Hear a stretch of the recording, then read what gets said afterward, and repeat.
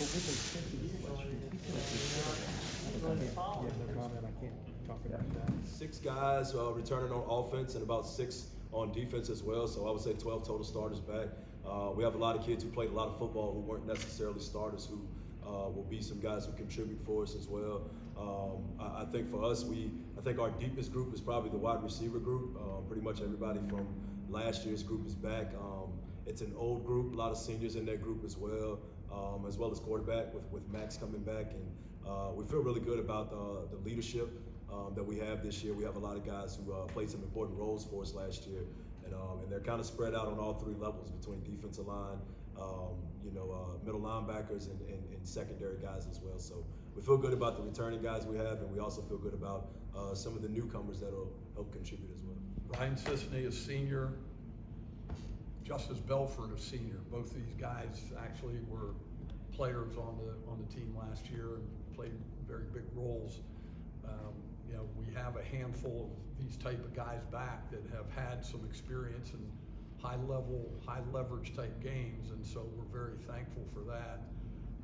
But we have a lot of new JV guys and new bodies that are filling in roles that voided by really important key players from last year. So it's going to be a challenge, just like we all are going to have. It's a very tough district, as we know, and we're just looking forward to may the best man win. I see the SEC media days, on college and so on and so forth, and I think it's just an awesome idea to put together something to get these kids in this district, where we feel like it's one of the best districts in the state of Virginia, a chance to get more publicity. I think it's a chance to kind of get our district out there a little bit more. I think it's a very competitive district, and you guys kind of know the history of the district, how it has been over the last 10, 15 years, and I just thought it was something good. I think it's something that we can build in the future to make it even bigger and get some sponsors and things like that. But I just think it's a great opportunity to get guys in front of you guys. Gives opportunity for maybe you guys to get some things that you're not going to get any other time. So I thought it was a win-win situation for me and the Seminole players and coach. So we just finished up practice number 7 today. Got out there. It was a little rainy. The rain looked like it was pouring down when we came in there. Held off, but we're excited about where things are progressing at this point. It's a different team than it was last year. As you guys know, we had a big senior class last year. We got a big senior class this year led by these 2. But kind of turning things over, I think. Last year's team, we had a lot of guys that had been there early on. We were in that rebuilding process. And it's different this year in that some of these guys, they weren't a part of that 1-8 season. And so it's how are we going to handle that level of success that we had last year, transition into this year.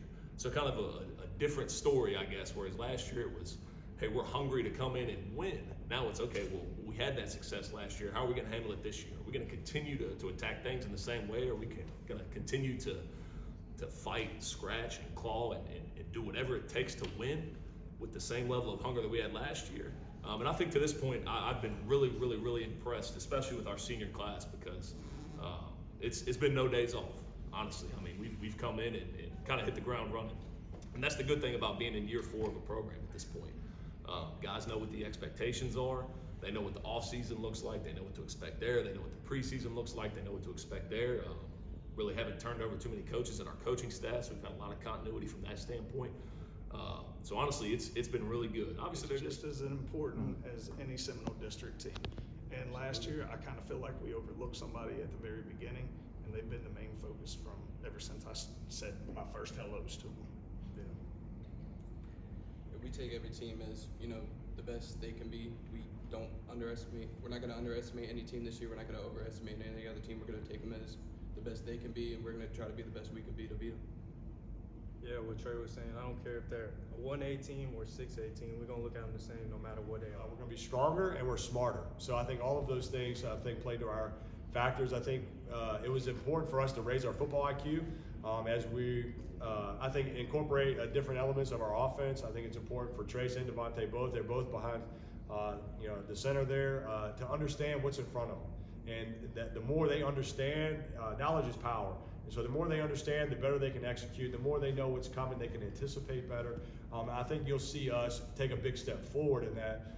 By no means will we be perfect, but we're going to take a big step forward, I think, in our overall football IQ and execution. That's nice to have such great people on your staff, and I think that there's a reason for that. I think Brookville's a really special place.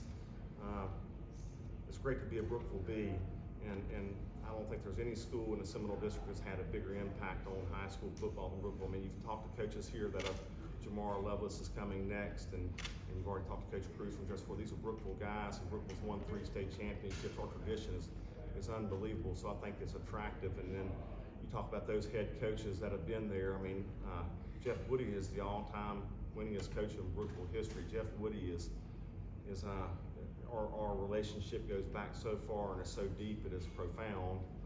John Poindexter's been a head coach, and of course I coached with John years ago, and his 5 new coaches on staff now this year.